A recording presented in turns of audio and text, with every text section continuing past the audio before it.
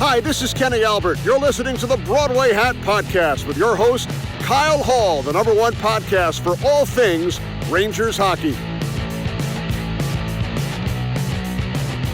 Welcome back to the Broadway Hat Podcast. I'm your host, Kyle Hall, and as we left last week's show with the bomb of a report on Monday night of a rumor, this week the Rangers made it official and hired Peter Laviolette as their newest head coach.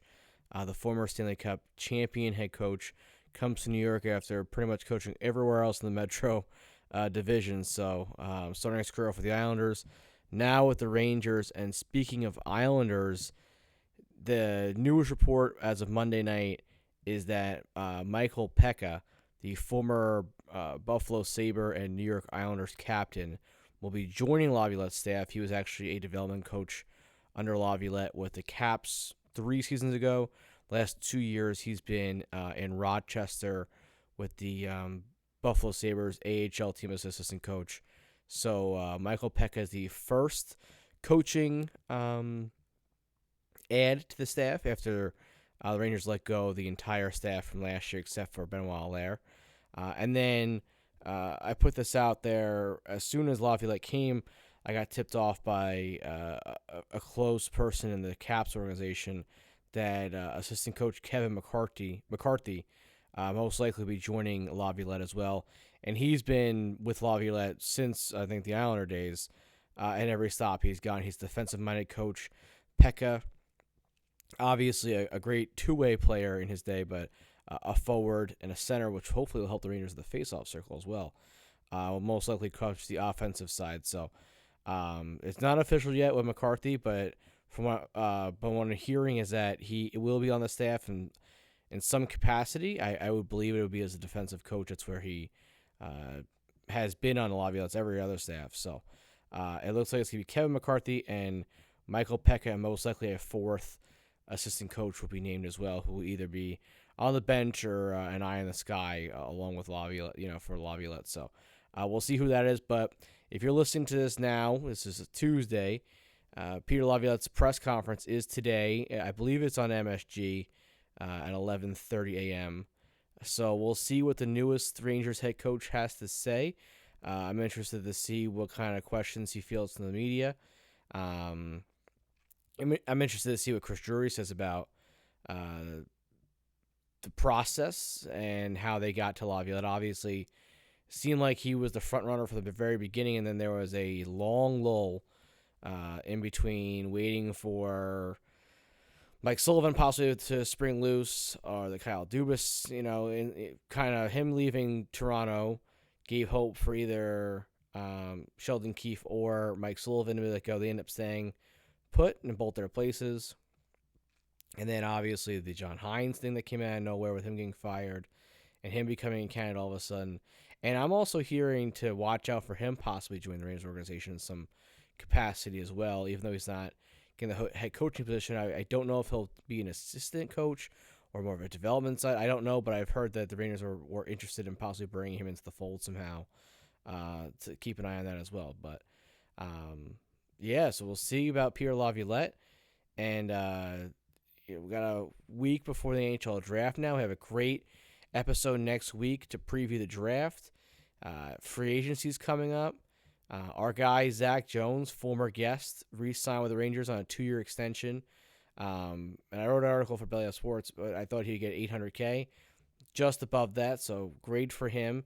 And I think that this really opens the door for him to really try to – I know he won the job last year at training camp, and then he got sent down to Hartford in December. Didn't return. He made the best of it down there in Hartford, made the All-Star team, had a great year in Hartford. And I just don't see with the Rangers cap situation how they don't give him a shot. I think it's going to be him and Ben Harper next year as that 6'7" guy. But who knows? Maybe Mikola somehow takes a team-friendly deal and he returns. I don't see that happening. I think the only guy you can see possibly returning, well, two guys, is Jarl Halak, which there are rumors now that he has actually already talked to the Rangers about an extension. And if you listened to our interview last week, Kevin Woodley, he did say how much Halak liked being in New York and how he's a great fit there. So I would not mind seeing Halak back. Hopefully it's on a little bit of a cheaper deal than this year, because I think that's a position right now for the Rangers where you have a Louis Domingue that's in Hartford on a very low cap hit. Dylan Garand is down there obviously as well. So you have two goalies I think they could play as a backup in the NHL, especially when Igor's playing 60 games a year. I just don't think that's a position that you really need to overspend on. And then also, you need help up front and the fourth line, and whatever happens to Barclay Goodrow, apparently he's a name to watch at the draft as well, for a possible trade. Matthew Robertson apparently is another name to watch as well, from what I've heard. The Rangers might be looking to move him possibly for draft capital.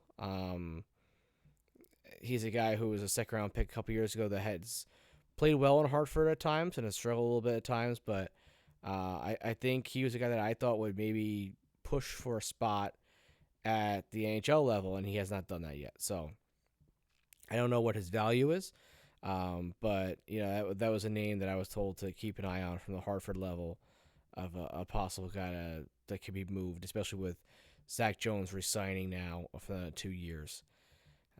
But yeah, so as we hit it next week, it hits. I mean, what a week it's gonna be! NHL draft right into free agency. It's gonna be a crazy week, and the NHL is back. There'll be trades going. We'll have a great draft episode like we do every year. Next week, I'm contemplating putting this show out on Monday instead of Tuesday, so there's there's another extra day in there to make sure you listen before draft day. That's gonna be depending on our guest schedules and such to see when we can get that out. But we might have a special Monday episode next week, just to make sure we get that out there for everyone to listen to in one more day before the Thursday opening night of round one. So keep an eye out for that. And also, this week's guest is awesome. I really wanted to have him on for the longest time, and we're joined by Anthony Greco this week. And a guy, first Queens-born player ever in Rangers history. Love the local guy. Grew up a Ranger fan. Great story. His dad was an FDNY fireman. Was there 9/11. Just a great story that him playing for the Rangers. It was so cool to see that, and for me to sit down with him and really just talk about his career and hear some amazing stories from him. It was awesome. It was really a great interview, and I'm really happy to share that with everyone. But before I send our interview, Anthony, I do want to tell you about our sponsors over at InTheClutch.com. Listen, there's no place to go other than InTheClutch.com if you need your NFL, NHL, NBA, MLB apparel. They're the spot. They have throwback shirts. They have cool current shirts, player shirts, team shirts, city shirts, anything you need to gear up for your next game. Go there. When you do, use promo code Broadway to save 10% off on your purchase. So go to InTheClutch.com, use our code Broadway, and you save 10% on your purchase and get all the gear you need for your next sporting event, your next whatever you need in your life. Make sure you go check them out. They do amazing stuff. Go check out our Ranger gear there. And and gear up for next season for the Rangers. It'll be here before you know it. Or if you're going on a natural for the NHL draft, you want some Ranger gear to rep, go on InTheClutch.com. Buy our shirt, use the promo code, save 10% off. That's promo code Broadway at InTheClutch.com.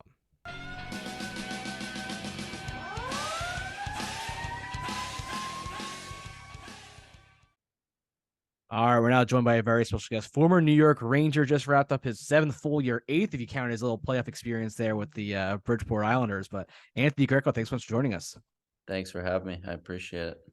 So you just wrapped up the year over in Frolunda. How cool was the experience over there in Sweden? It was good. It was definitely different. It was very culture shockish. It was a bit of a punch in the face at first, not really having too many expectations about what was going to take place. But yeah, they do things a bit differently. So my body's still recovering right now. But yeah, it was a good experience. I obviously had to play with Hank Lundqvist's brother was our captain, and he was a great guy and a great human being, probably the most straight edge human being I've ever met. And but yeah, it was definitely different, but I'm fortunate that I got to do it, and happy I did end up going over there.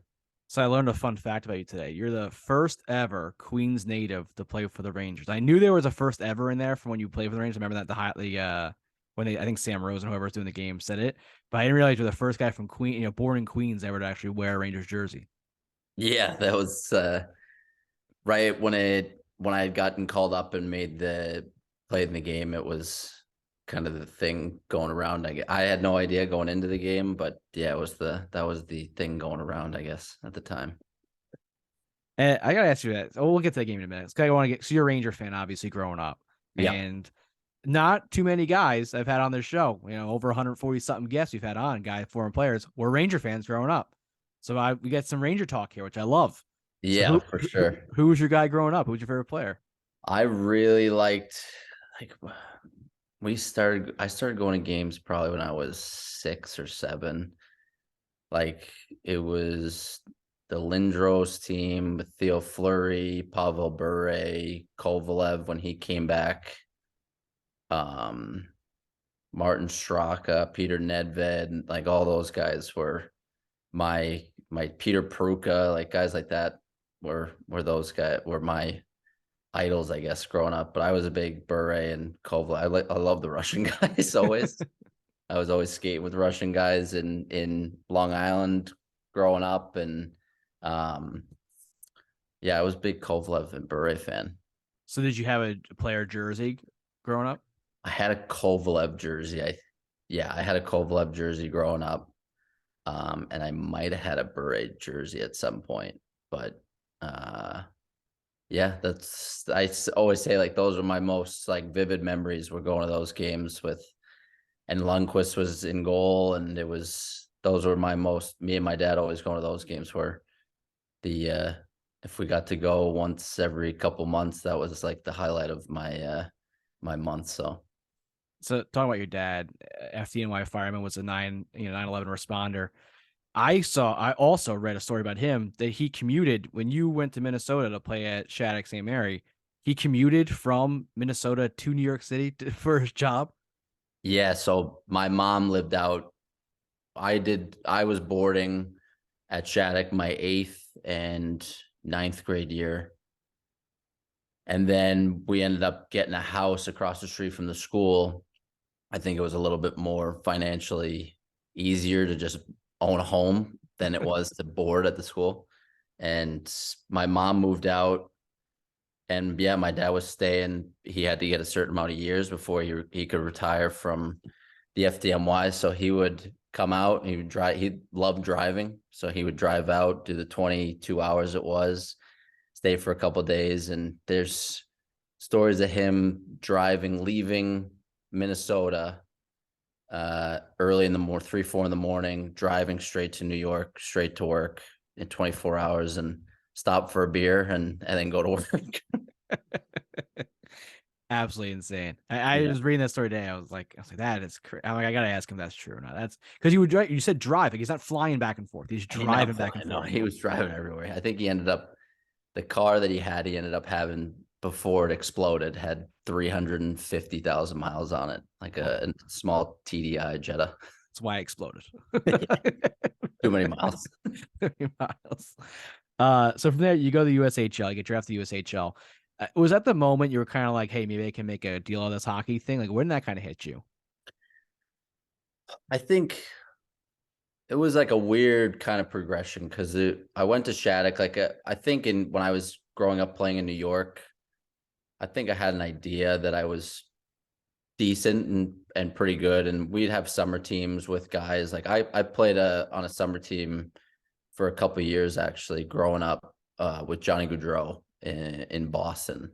Like they kind of brought kids from Jersey and New York and then some mass psychos and put them all on one team. And it was Jimmy Vesey was actually, Mr. Vesey was one of the coaches for the Junior Bruins that I played on with Jimmy. And that was kind of like, for that age group, it was like the Boston Junior Bruins and the Boston Icemen. And it was just littered with kids from Rhode Island, Massachusetts, Jersey, New York. And so I had a pretty good idea. Then once I got to Shattuck,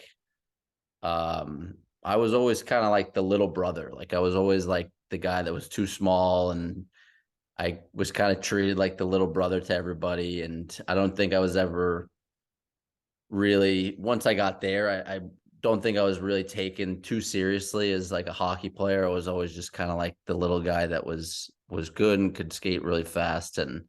Um and then yeah, I went there with two of my really closest friends, who they ended up going to play major junior after our junior year of Shattuck, and I ended up going to the USHL for my senior year of high school.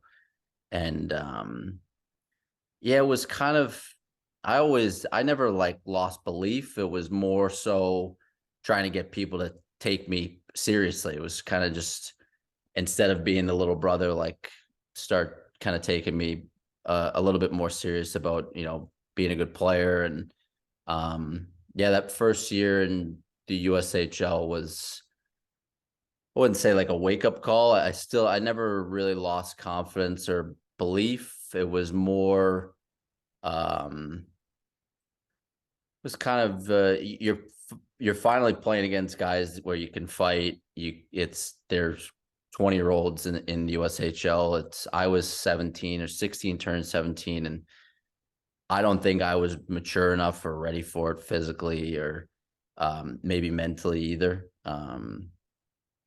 But I think that second year in the USHL is when I kind of realized that I was like, okay, I can go to a Division I college and play. And I always believed that in high school, but I think that's when it started becoming a little bit more real.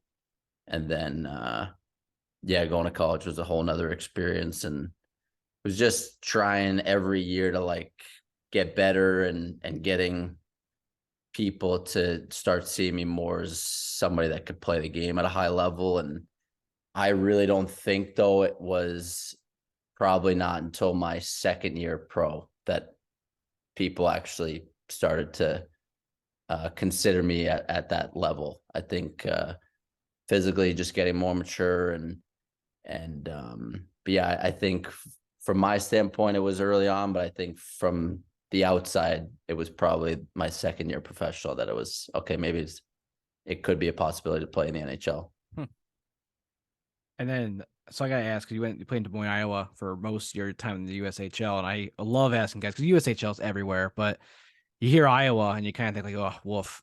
Like what a kid who probably grew up going to New York City. I mean, what was that culture shock like? Now you're in the cornfields in Iowa hanging out. It probably wasn't as bad for me because I had left and gone to Minnesota at a young age, and that was shell shocking. That the town that the school is in is 20,000 people in Faribault, Minnesota. So going to Iowa was kind of like the next the next step after that. But I started off in Waterloo, and that was an interesting place. I've heard. Yeah. That was like real small town. Not a whole lot going on. And Des Moines was a little bit of a bigger city, I guess, for Iowa. So it wasn't as bad. But when you're playing and you're in high school, you're not really, you don't have any perspective on anything. You're just kind of playing hockey, and it's like, okay, I guess we're in Iowa now. I guess this is what we're doing at this time. And it was my second year there in Des Moines was actually one of the more fun years I've had playing hockey, to be honest. So you commit to Ohio State. What was that commitment process like? What are the schools you were looking at? How that decision come about?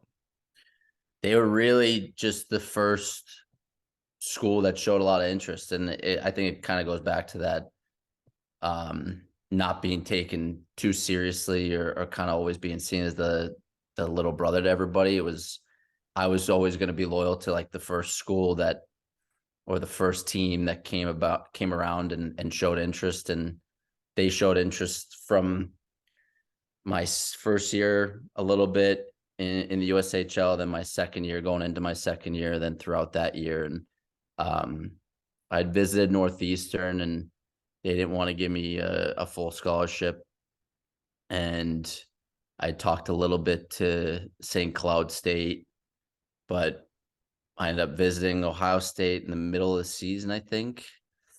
And in the middle of that second year, and the school is 60,000 kids. It was going to be, you kind of just base everything off of like, is there going to be a lot of girls, and is it going to be a fun place to play? But it was, it turned out to be like one of the best experiences. And my best friend, Tanner Fritz, who's with Hartford, he hated me at the start. Meeting him there for the first time, he despised me as a human being, and then we ended up becoming best friends later on. But I met some of my closest friends today there, and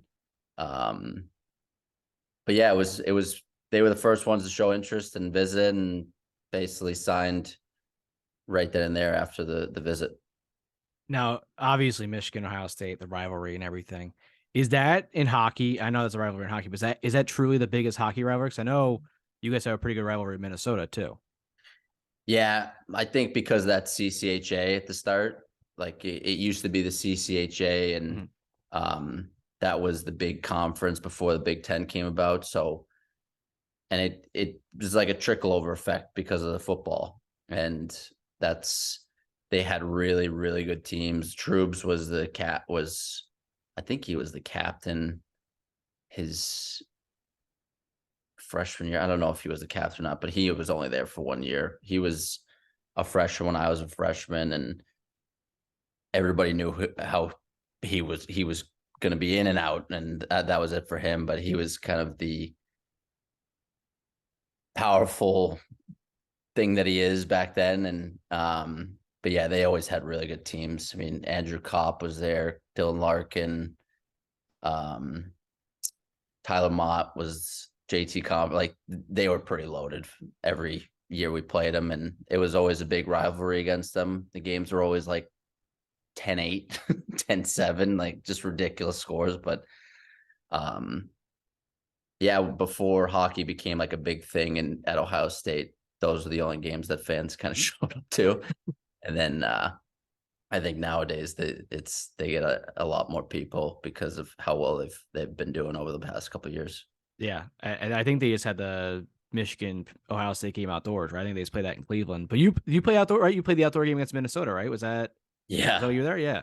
That was a blast. Yeah, it was kind of came about out of nowhere. We didn't find out, I don't think, until going into that season, and we were like, that's pretty. It was the coldest day I think I've ever experienced, but my whole family got to go, and it was a pretty unbelievable experience.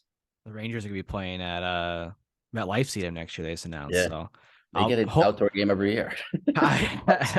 I'll hopefully get to go to that one. I didn't go to the one at Citi Field, but I hopefully get to go to that one. But guys have had like a mixed relation. I feel like they're like, oh, it's so cool leading up to it, but it's like you get to the game, and it's like, man, it is cold out here, and it's like kind of sitting there and. It's more of a player experience than it is a fan experience. I think it's the rink is so far away, especially in some stadiums, and my parents and family, it was just a drink fest in Minnesota. It was just like we got to stay warm somehow kind of thing. But for us, it's a cool thing to see that many people at a game. So from Ohio State, you sign an ATO with the Islanders and Bridgeport, and you make your debut in the playoffs, actually, right? The AHL playoffs, which is pretty cool. Talk about that. That was after our last game in my senior year, I didn't really expect to go anywhere. So it was spring semester at a Big Ten state college. It was just, let's have some fun before we get out of here. But they called me like a month later. I hadn't skated, hadn't worked out, hadn't done anything. And Tanner Fritz actually was the one that kind of helped me make it happen. And he kind of just texted me. He's like, you want to come? We're in the middle of playoffs they were playing the Marlies too. And I think they had 20 guys that played in the NHL. It was an NHL team. Like most of the guys that ended up playing on the Leafs were on that Marlies team. And I wasn't ready for that. I was not prepared for that at all. But it was good. I really, just to get the experience and see what it was the first time. And I remember telling my dad, and after the game, like, I knew I could play at that level. I knew I belonged there. I just probably could have used a couple weeks on the ice before getting there, but yeah, it was the start, I guess, but unexpected. But yeah, I was fortunate. It was fun to be when you're at that level, to get that close to the NHL, and now you're on the ice playing against guys that are going to eventually play in the NHL or have been, and they're back down. It's an exciting experience when you're first getting into it. So that summer, you go to development camp with the Panthers, and you earn yourself an NHL contract doing that. So what was the party like after that NHL contract came through? Well, I went to development camp, and I ended up getting a American League deal out of that development camp. And I guess it's a good thing to be naive, and you think that's like, yeah, I'm going to be in the American League, and you have no idea that, like, they can send you down, you can sign an NHL deal. Like, you have no idea how any of it works. But it was the best possible situation. I really got, I don't want to say lucky, but I took advantage of the opportunity of going there and playing really well at the development camp, and getting in with the right coaches in the American League there. And they were the best for me. They were the best thing at the right time. That coaching staff and that management that was there, and they gave me an opportunity. And it was just, I remember they signed me the day I left the development camp, and it was, now you're a minor league pro hockey player. So it was exciting. It was just and that's where kind of the motivation and starts, and you think you've made it, but you've really no idea what you're in store for. And but I got really fortunate with the coaching staff there, and how they kind of protected me, and taught me how things were going to be, and what they needed from me to stay. And it's a good thing to be a bit naive in where you're going to end up, and what's going to happen. It doesn't really you don't think too much about any bad things happening. Everything's just looking green and good after that. Your first NHL camp, was there a welcome to NHL moment for you? Jaromir Jagr Yeah. was there. Yeah, he was, when that was, and I had skated. You skate with guys in the summertime that are at that level, but when you're getting on the ice and you're competing for a job, and he walked in, and he had his weights on the skates and weights on stage. Everything was weighted on him. He's wearing weight vests everywhere. But just to kind of see him, you're a bit starstruck. And I just wanted to make a point to try and take the puck from as many times as I could in the scrimmage, try and stand out somehow. But yeah, did that work? A couple of times, I don't think he was trying too much. He wasn't trying too hard. Did you go to, like, I love Joe Martin Straka? Like, I love that line. Yeah, seriously. Unbelievable. 05 Rangers, great team. At a lockout, that was like the saving grace for the Ranger team. They had Lundqvist to come out, and Jagr. That could be up there. Obviously, the 93, 94 team stands up to any Ranger fan, but that might be my favorite team, though. I always tell the guys that are on that team, like, you guys, like, brought hockey back. It's like, they sucked forever. The Rangers were terrible forever. The lockout happens, we get Hank, and boom, Jagr scores 54 goals, and it's like game on again. Yeah, seriously, that's revived everything. Brought the Liberty jersey back with Jagr. They got everything. Yeah. So Springfield, I was looking at the Springfield teams. Those teams were loaded with NHL talent too. You had Mackenzie Weegar, who was down there with you, and obviously he's turned into a stud defenseman, getting paid quite a pretty penny up there in Calgary. Yep. Ryan Hunt just finished up his tenure with the Rangers. I think he bounced around a couple teams this year. Jared McCain, who I love him out in Seattle, he's turned into a really good player. Who else? Josh Brown was on the team. Chris Drager was on the team. I mean, ton of NHL guys down there. Yeah. Greg McKegg was on that team. Yep. There's a ton of NHL guys down there. Yeah,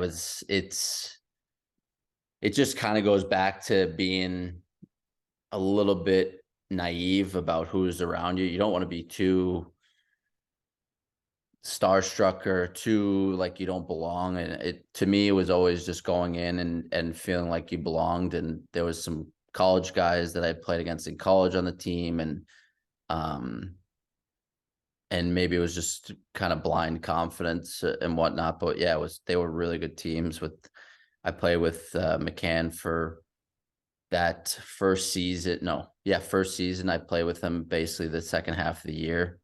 And he's a 40-goal scorer in the NHL. And McKegg was there for a little bit. And yeah, a lot of really good players. And it's kind of crazy to think we never even made the playoffs when we were there. Like, I never made the playoffs in Springfield, and the league was a lot different. Like, the American League was a lot older, and there was a lot more guys that were older in age. You had a lot more veterans on a team, and I think it's getting a lot younger now. But and we had a really, really good coach that kind of kept everybody in line and didn't really take too much shit from anybody.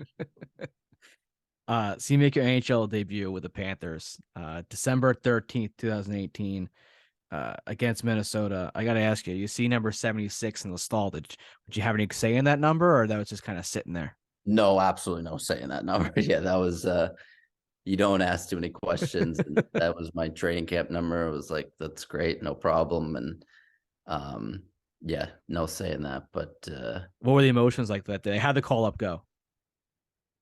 It was terrifying, to be honest with you. Like, it was, I had been playing really well in Springfield, and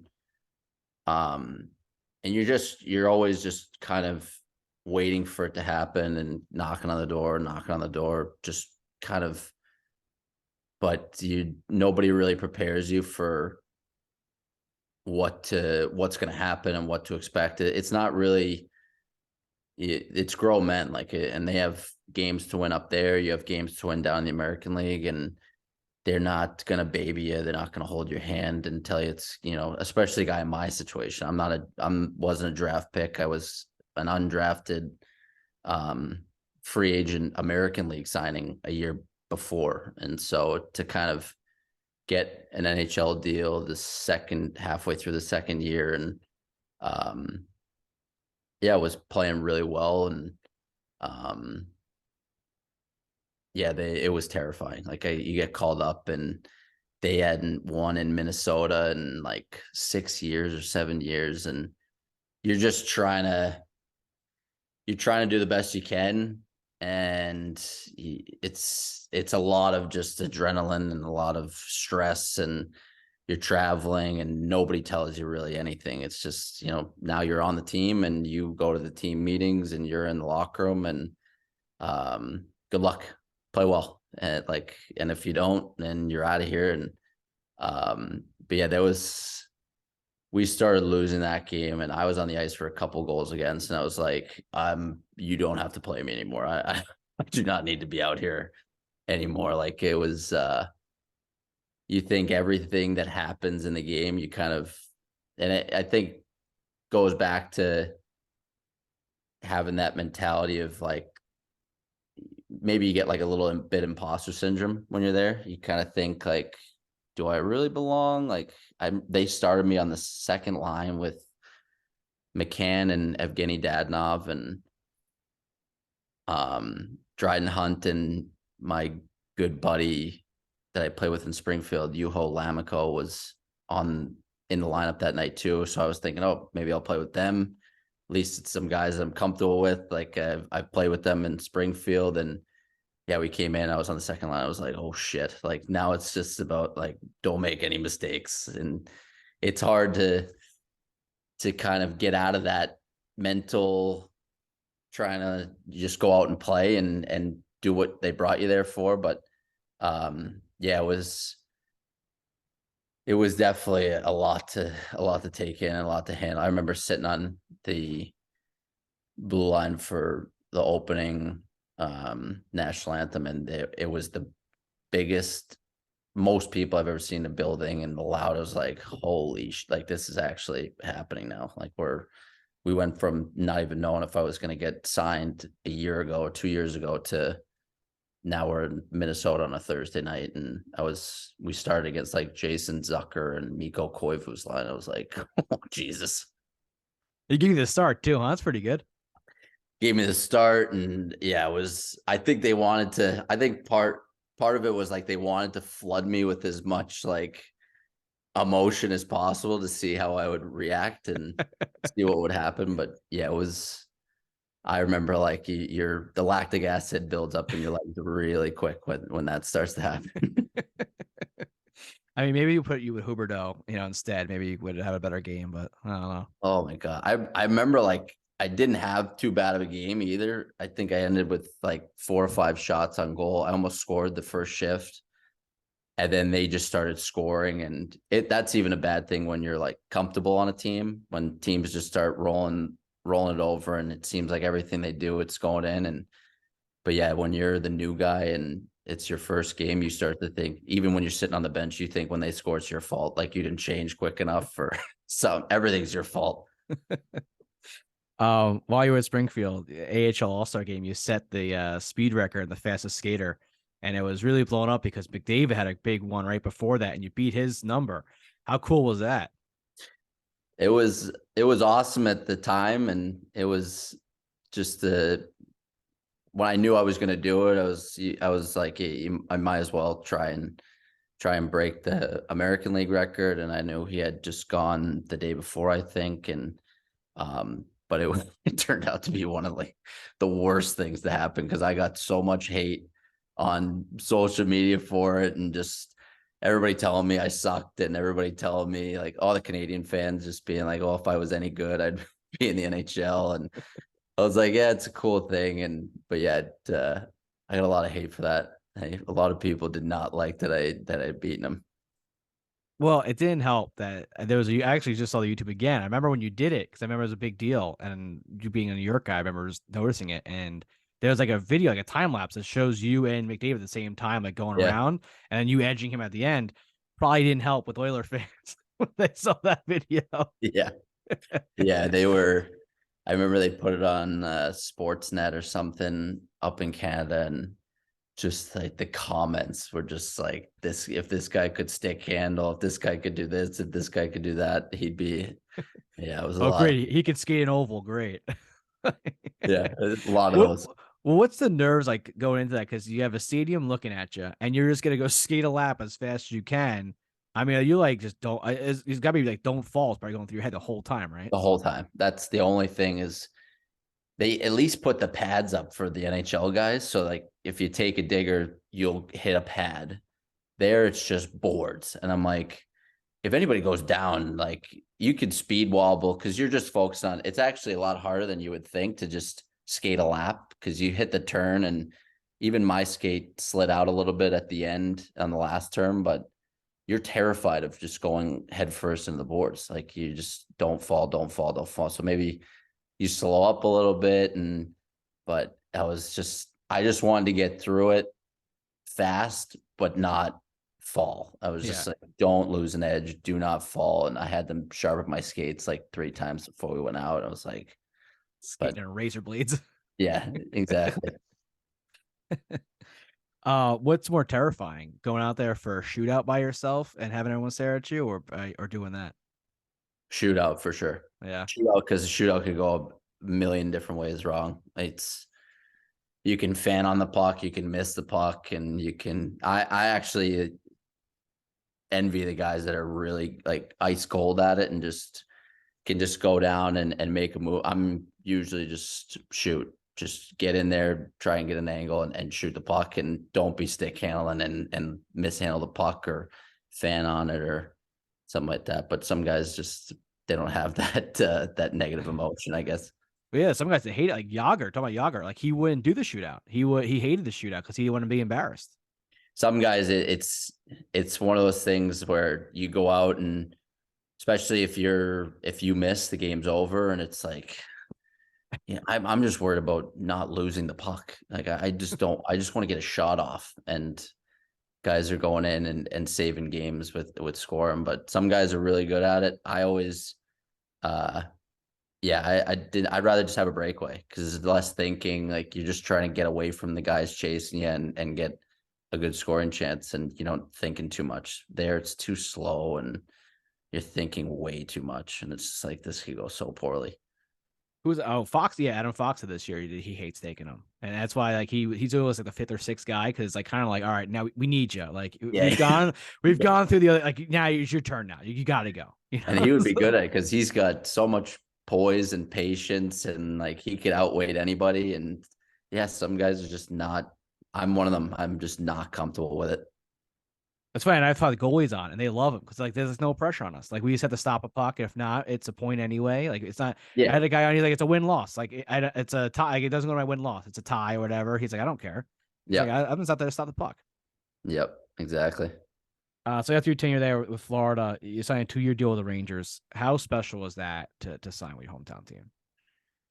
Yeah, it was awesome. It was just with the timing of it with COVID sucked, but yeah, I known going in like playing against Hartford and um as many times as we did with Springfield, I knew that if I ended up in Hartford, it wouldn't be a bad place at all to be. And but yeah, just to be with that organization and having grown up being the big fan that I was of them, and even just getting to go to training camp and wear Rangers stuff, and I still have all my equipment from the Rangers. So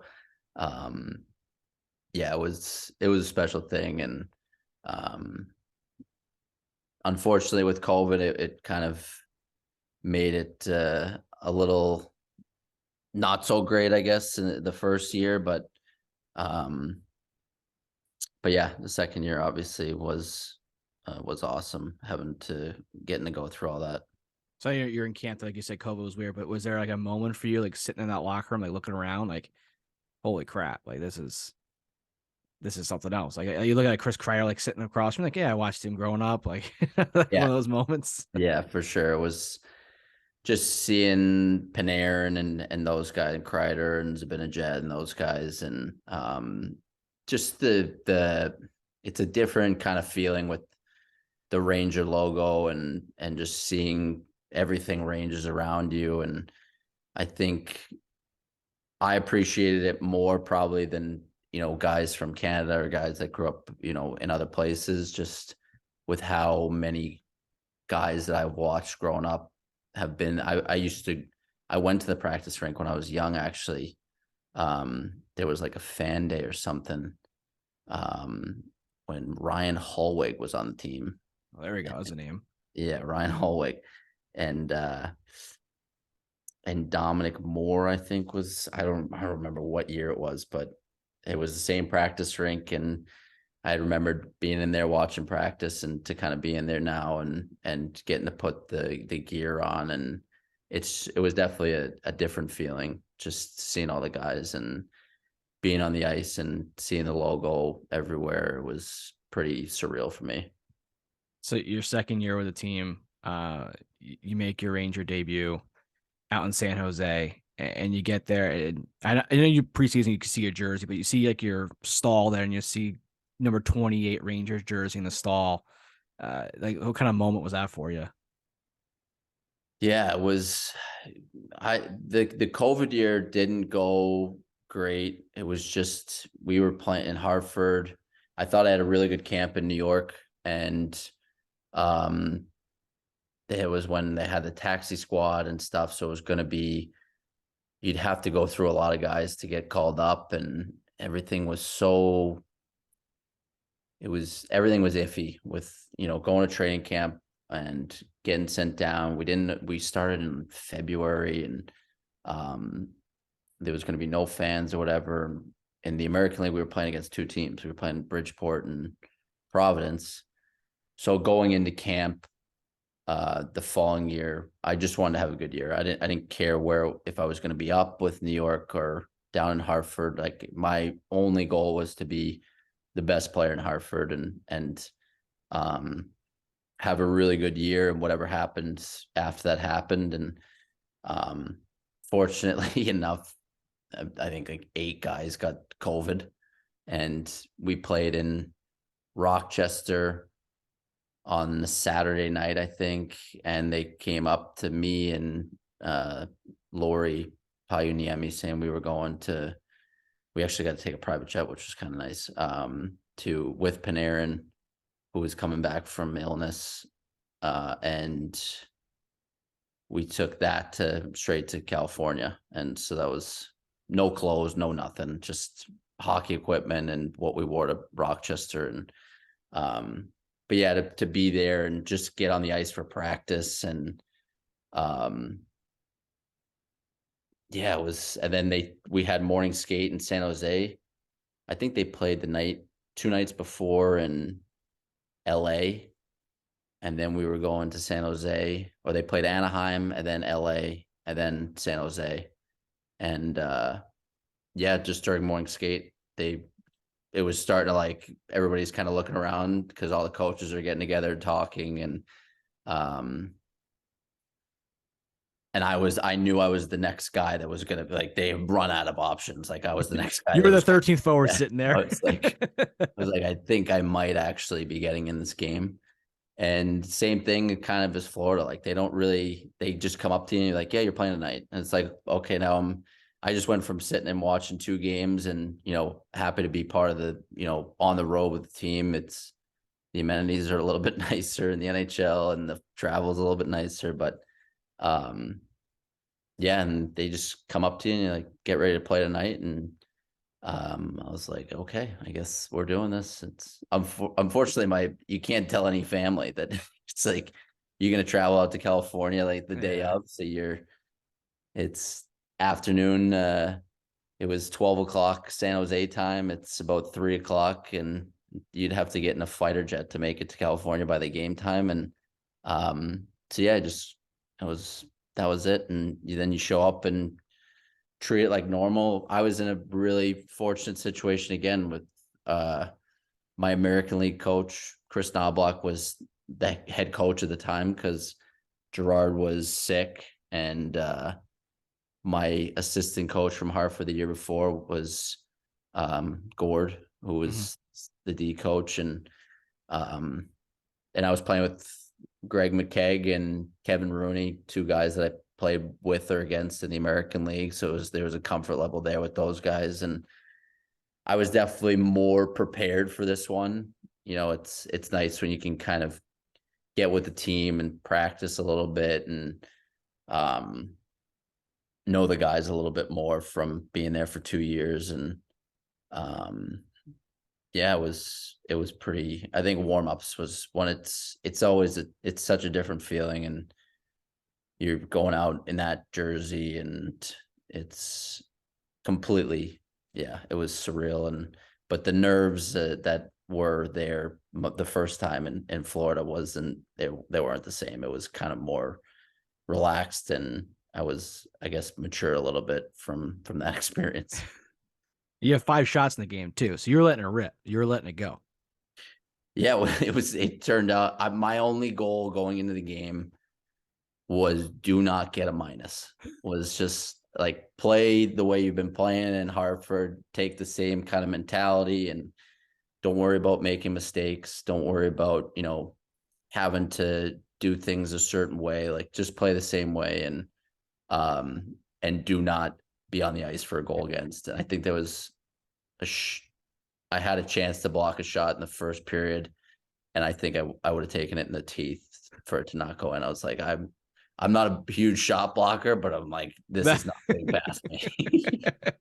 You turned to Dan Girardi circa 2005. Yeah, that was my only goal was, and I blocked it. It didn't hurt. And I was like, I should probably start blocking a couple more shots where in Hartford, because it wasn't that bad. But yeah, that was, and then after that, it was just playing normal. And yeah, I had a couple of good scoring chances, probably could have had a couple points, but it was, and we won the game. I was like, breath of fresh air. It was kind of came full circle and kind of made me feel like I could play at that level. And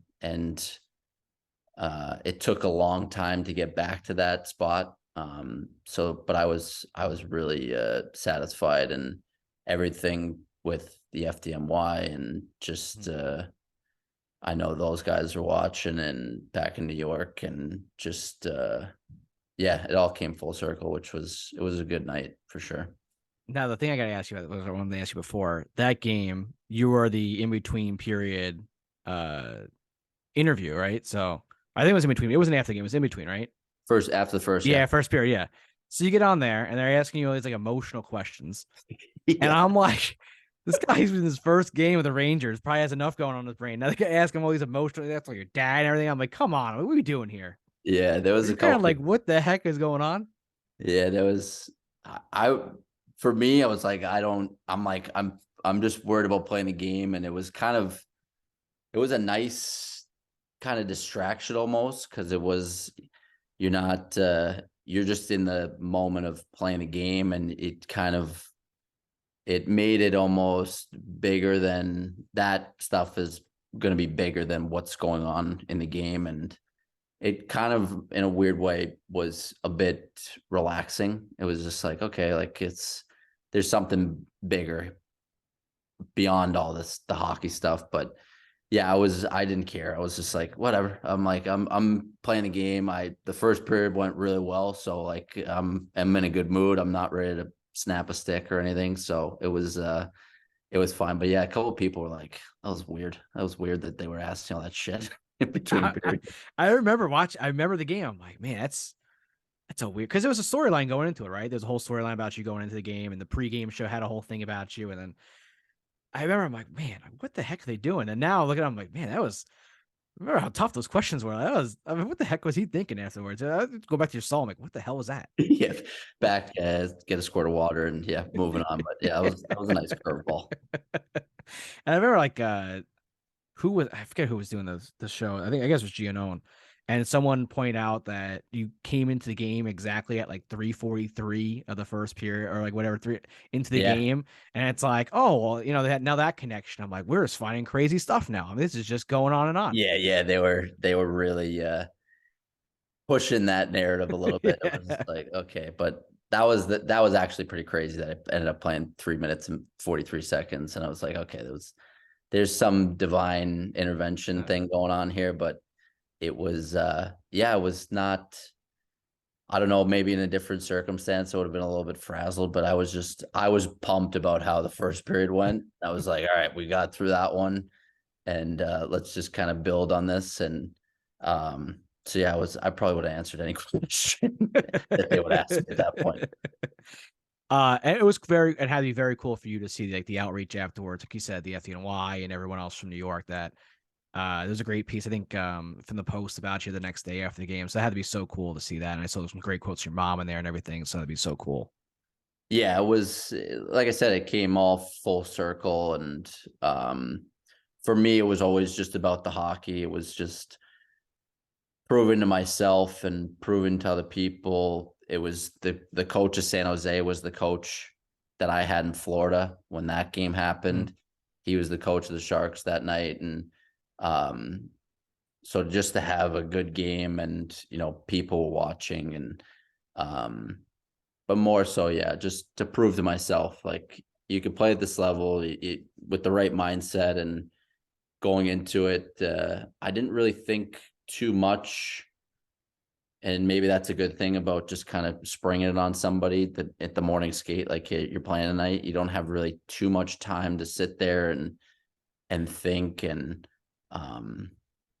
there's not a lot of buildup. But yeah, it was to see that afterwards, everything, you kind of get to kind of reflect on a little bit and see how many people were watching and had nice things to say. It was really cool. Did anybody from the team kind of grab you before the game and kind of like see where you're at mentally or anything? Or are they kind of just like, all right, let's go, let's do it? No, yeah, it was kind of just status quo, which is a good thing. Like, it's, you just treat it like another game. And I don't think Kreider and Zibanejad were worried about, everybody kind of focuses on themselves and how they're going to play and what they got to get done. And which is good. It's keeps things it doesn't put any added pressure on anything. It doesn't make it the moment bigger than it has to be. Like, it's just another hockey game in the regular season of the NHL that, you play 82 of them. It's let's not make this, and I don't want that. Like, I didn't want it to be a big thing. It ended up being a bigger thing after the game was over, and but I don't think there would have been much talking about it if we had lost the game 5-1. But it's to get a win and have a good performance. It just completed. It was icing on the cake, I guess. And Kreider had an empty net goal to seal the game. Where you kind of like, hey Knobs, put me out there. Like, let me get that empty netter. I was like, that's great. Game went perfect. I had a couple scoring chances, a block shot, which you've never seen in Hartford. This is good. Let me go hug Igor and get out of here. Yeah, I don't need to go out there and then get a minus in the last minute for no reason. Do you like playing for Knobloch? Yeah, it was good. Especially my second year. We butted heads quite a bit my first year, and it was just a special circumstance. Like I said, we were playing in like empty rinks. We were playing either in Hartford, Bridgeport, or Providence. Providence wasn't even playing their arena. They were playing out of like a peewee rink in the New England Sports Center in Massachusetts, and it was quite difficult to get motivated for those games. And so yeah, but he was always supportive of me and wanted he was doing his best to get the most out of me.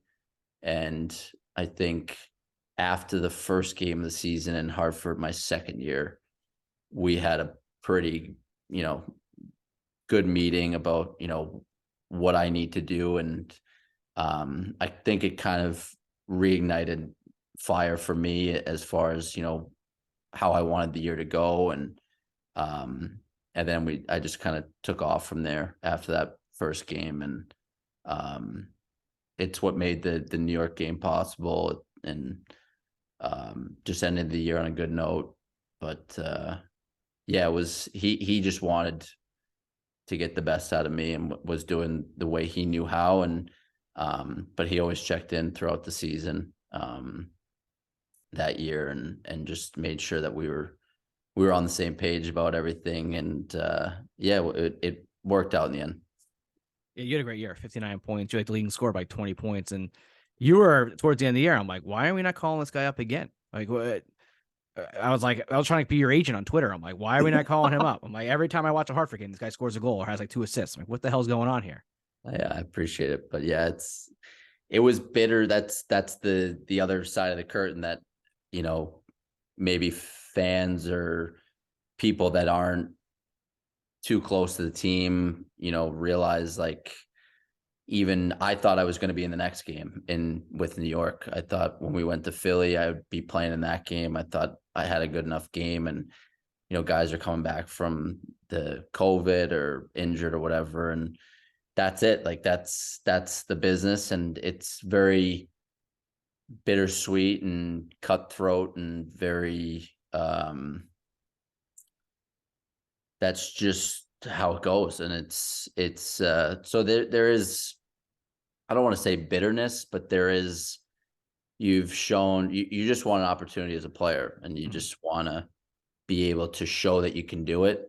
And not even only for, playing for the Rangers, but, there's other teams in the league that, that you can show what you can do. And it gets to be frustrating. And that's the side of things that, like I said, not a lot of people see, is you want that opportunity over 10, 15, 20 games to show that you can do that, and be consistent. And when you kind of exhaust all options in the American League doing that, and then, get that opportunity to go up and play well, it could easily just be like, all right, thanks for coming. Like, appreciate you. And that's it. That's all you get. And that can be really agonizing and frustrating at times. It's not only from, wanting to play in the NHL and wanting, that being your goal.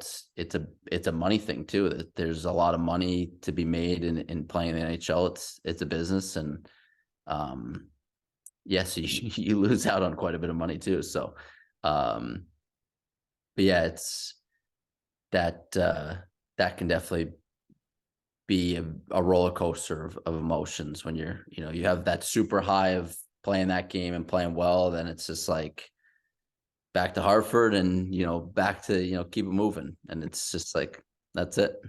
Did you fly back with the team on the team plane at least? What happened there? They didn't make you fly a commercial after the Dolan PJ going out there, did they? No, I don't think we did. I think I flew back with it. Yeah, I flew back with the team. And that would have been heart wrenching. Like, here's a ticket to LAX. Get in the cab. We'll see you later. Yeah. After. Now, what kind of Dolan PJ? Are we like talking like snacks? Like, what's the offerings on this thing? That thing was. I even told my mom after. I was like, I can't. I don't know if I could ever fly commercial ever again. You get on that thing and there's couches and big lounge chairs and tables, and they bring you breakfast and coffee and whatever you want. You pretty much have access to. And we had almost no sleep going, because we stayed in Rochester that night, and then we drove. They like Ubered us to the airport from Rochester to, I don't know where it was, upstate New York or Greenpoint, maybe, or no, Terrytown, maybe, wherever that was. And then you get in the plane, you're like, you go right to sleep on the plane, and then you wake up to breakfast, and it's like, this is fantastic. It's like, I can't. Then you go back to 2060 and commercial, and you're like, this is not for me. Go back to the bus between Hartford and Springfield. Yeah, exactly. So you're in a plane for 5 hours with Panarin. Were you like asking him any tips or anything, or like, maybe some like hair tips or something? No, he's not much of a talker. No, no. I remember he played the I don't speak English, I'm a Russian card on you. Does, no? Yeah, it was funny because we went to I woke up middle of the flight and he was playing chess with one of the security guys. And I remember we got to the hotel, I think it was in Philly actually, when after the San Jose game, and it was just me and him down at breakfast. And I don't think we just sat there at the same table. We didn't say two words to each other. So he's a nice guy. He's a great guy. He's always laughing and smiling. But yeah, he's a guy of a few words when it comes to not carrying the conversations with you, huh? No, definitely not me.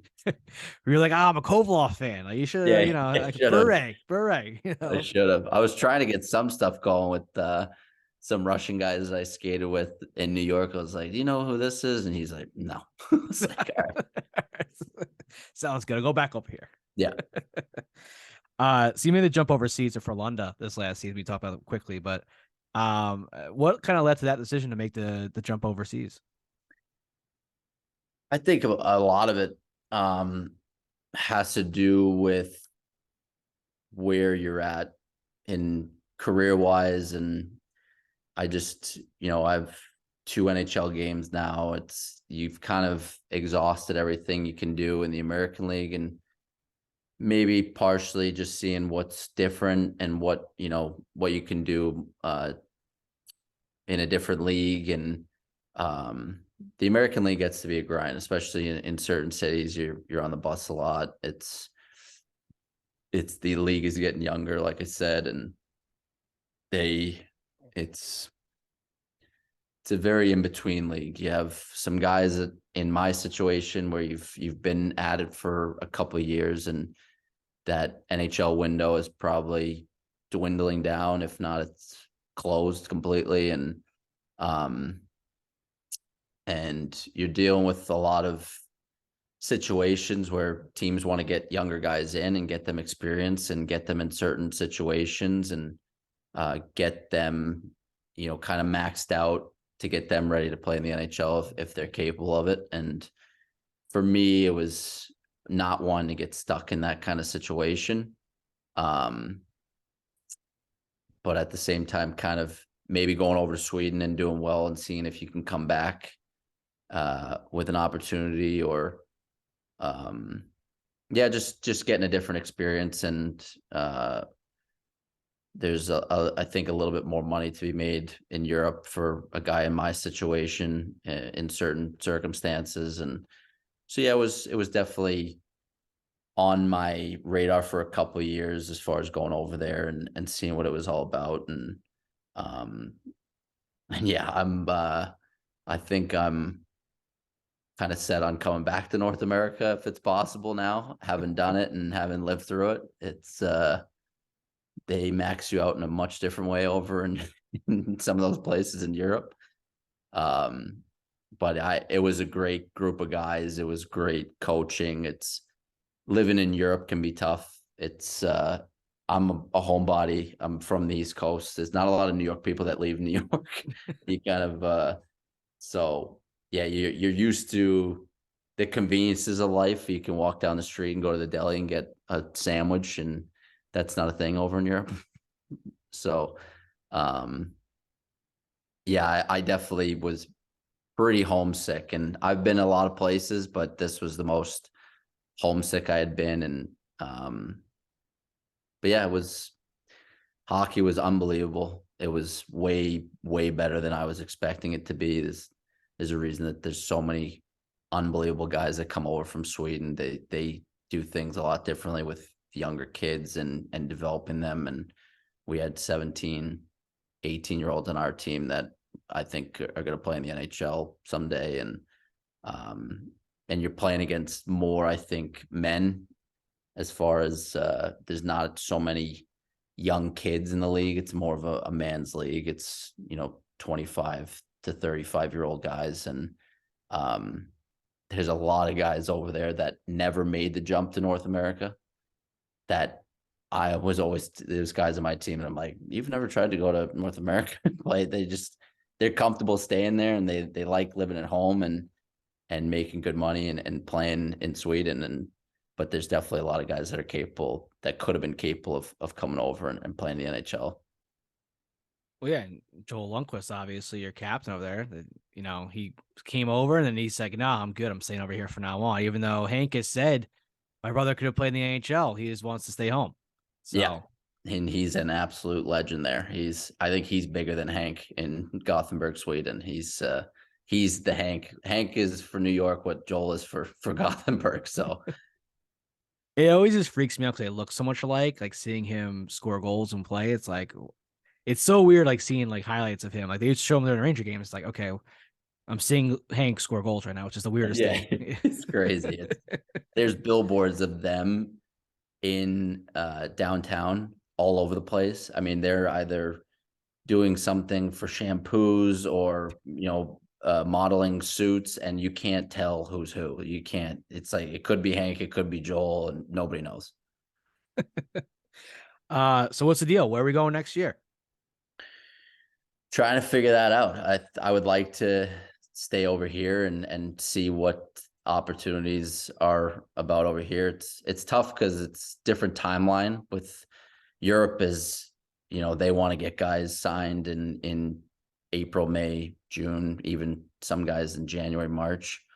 And then here they don't really start doing anything until after the draft and free agency and stuff like that to kind of piece out their teams. But I need to get healthy, and they it was a lot of work, and they max you out as far as they're gonna squeeze every bit of juice they can out of you over there. And so right now it's just rest and relax and enjoy the sun in Florida and play some golf and just kind of try and get back to neutral before hopefully won't be going anywhere until mid-September for camp. So it's a lot of time to relax.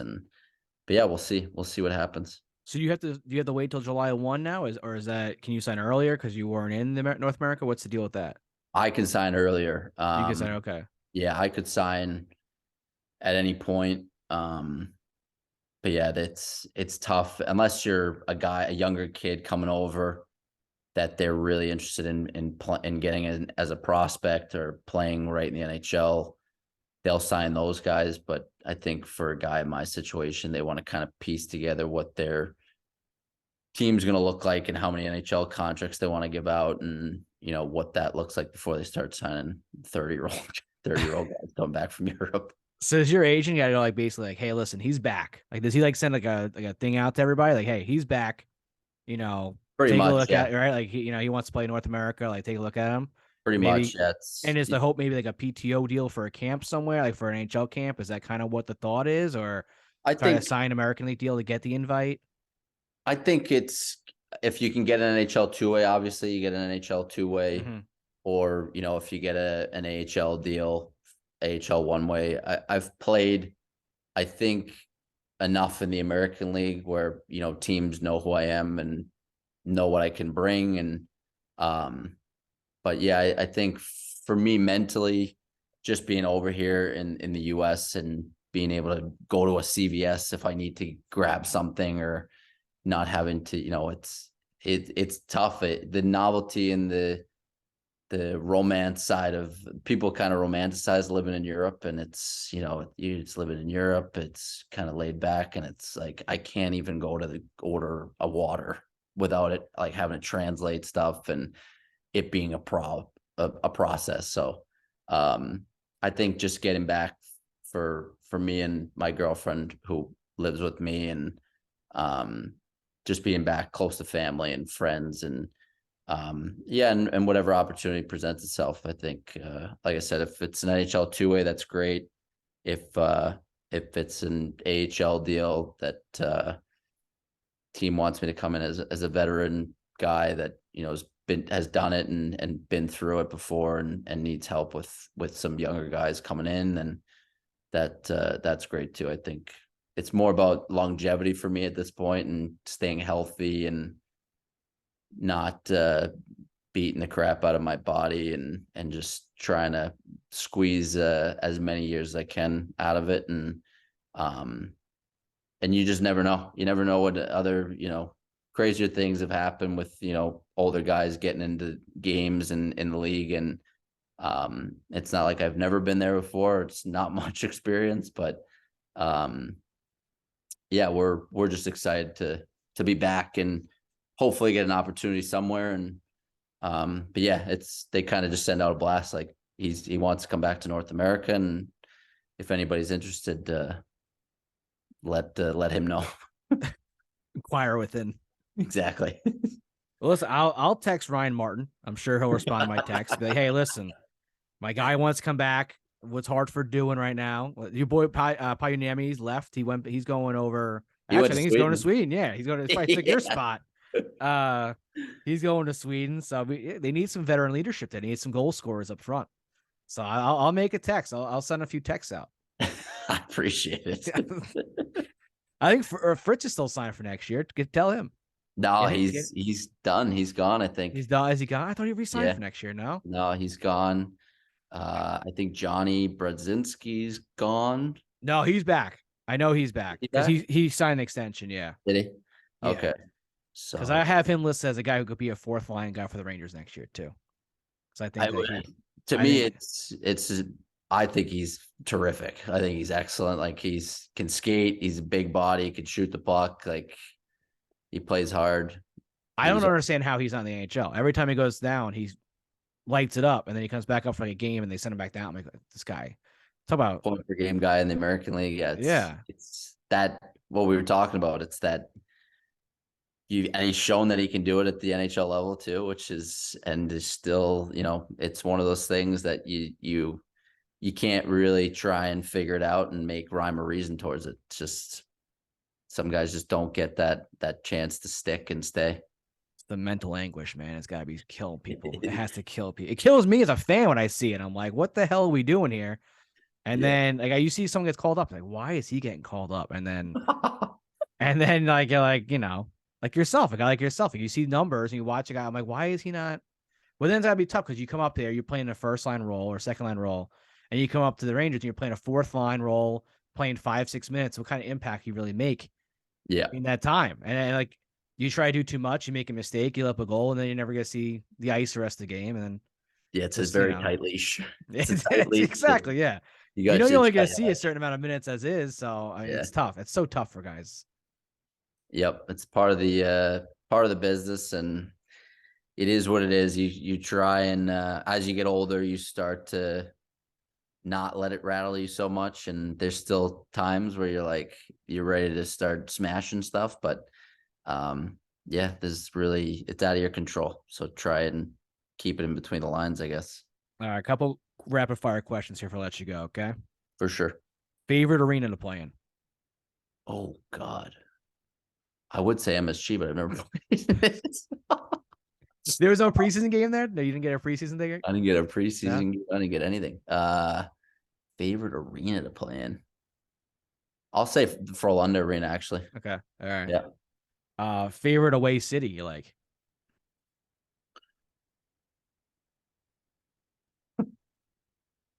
For the American League, it was Charlotte. Okay. And for my little time in the NHL, it'd probably be LA. Okay. Are you a prankster at all? Not really, no. No. I'm just like give guys a lot of shit. I just talk a lot of amongst. I'm not pranking anybody because I don't want to be pranked because I'll probably snap. But What's the best prank or worst prank I should say you've seen? We had my good buddy in Springfield, Paul Thompson. He played a good amount of games up. He was always doing something to guys, but just small stuff, usually to the same guy over and over. And it basically would just like grind somebody down to the point that they couldn't take it anymore. Just like name sticker on the helmet and just constantly they were just constantly getting water poured on them, whether it was in their helmet or the clothes in the freezer, like sticking guys' clothes in ice water and then freezing it in the refrigerator and tying shoes to the ceiling of a rink and just he would mentally break somebody by just constantly getting somebody over and over and over again. In Hartford, you guys had quite the Long Island representation or, New York representation there. Between you, Potato, Kincaid, who was the loudest one in the locker room? Tony Potato. Easily. We were usually competing, but yeah, he's got like a Sopranos accent where he just does it and he doesn't shut up. So yeah, Tony Potato. And you guys said, what's his name? Came later on in the year too, right? They signed him from UMass, so I can't think of his name. Oh, Trevino. Trevino, yeah. So Yeah. between he was loud at the beginning. I heard he was loud when he came in and wouldn't shut up. And then now I heard he's backed it down a little bit this year. So he came in really strong Long Island attitude, and then he backed it down real quick. way too many Italians on one team. I'll tell you that. Way too many, yeah. Way too many. It's got to be a quota for a team. Yeah, it's got to be a quota for that team. Jeez. Yeah. No wonder you guys are clashing with Knobloch. Probably can't even hear himself talk in the locker room. Yeah. All right. You have many more years to go in your career. I hope you play for the 10 more years if you want to. What's your favorite moment though when you look back so far in your career? That Rangers game, probably. Yeah. I think for sure that, or the fastest skater was cool, but it's a skills competition. So it doesn't really matter. But yeah, definitely the whole Rangers game experience with, how the game went and finally getting back there. And yeah, that was a pretty high in my career. Well, thanks so much for joining us. Best of luck this offseason. Hopefully we hear news from you. Text me when you make your decision. We'll put it out there for everybody. We'll break the news. For sure. Before Elliot Friedman and TSN get to it, we'll break it for you. Don't worry about it. I appreciate it. I'm sure that'll be front page up there in Canada for you. But yeah. Let us know where you go. We'll definitely be following you. And thanks so much for jumping on. Thanks so much for having me. Good talking to you.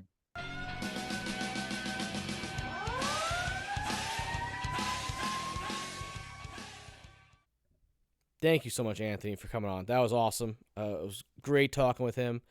And I want to wish him the best of luck this year as he comes back to North America after a year over there in Sweden. And, we'll be looking out for him. Maybe, who knows? He might end up back in Hartford again.